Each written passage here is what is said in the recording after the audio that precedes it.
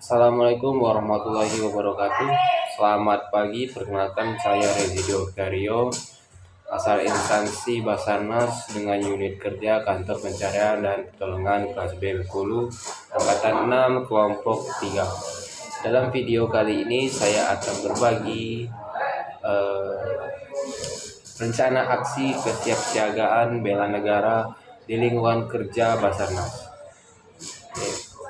Sebagai lembaga yang memiliki peran strategis dalam penanggulangan bencana dan operasi pencarian dan pertolongan, Badan Nasional Pencarian dan Pertolongan merupakan salah satu garda terdepan dalam implementasi nilai-nilai bela negara.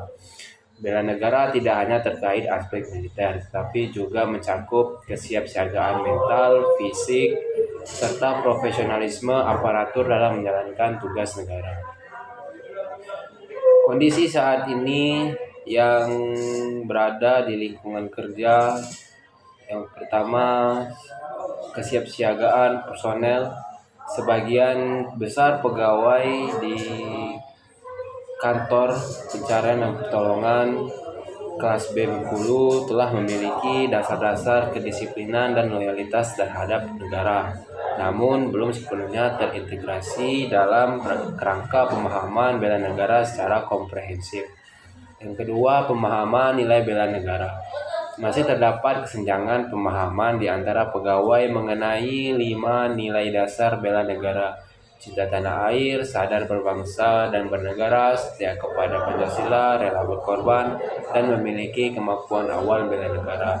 Kemudian pelatihan berkelanjutan. Belum ada program berkelanjutan yang secara eksplisit mengarahkan pengembangan sikap bela negara di luar tugas teknis SAR. Kondisi yang diharapkan ke depannya yaitu setiap pegawai Basarnas memiliki pemahaman mendalam dan kesadaran tinggi terhadap nilai-nilai bela negara.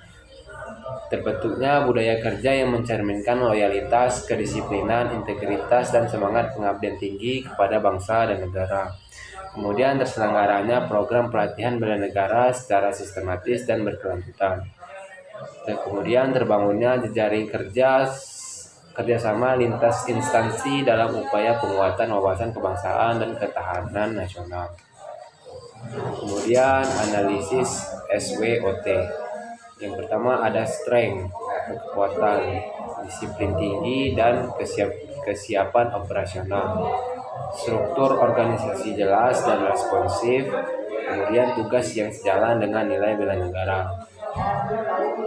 Kemudian ada weakness, kelemahan. Pemahaman bela negara belum merata. Kegiatan bela negara belum menjadi prioritas pelatihan. Terbatasnya materi dan narasumber tentang bela negara. Yang ketiga ada opportunities atau peluang. Dukungan dari Kementerian Pertahanan dan TNI untuk pelatihan bela negara atau instansi mitra kerja yang lain. Kemudian kerjasama antar lembaga pemerintah pendidikan. Regulasi nasional tentang pembinaan kesadaran bela negara.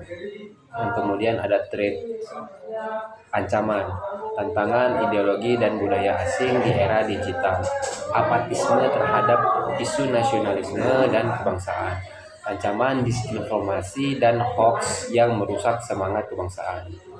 Rencana aksi strategis dan sistematis, yaitu program sosialisasi nilai bela negara. Wujud nyatanya bisa dengan mengadakan seminar, diskusi, dan penyuluhan nilai-nilai bela negara bagi seluruh pegawai. Kemudian ada program pelatihan bela negara.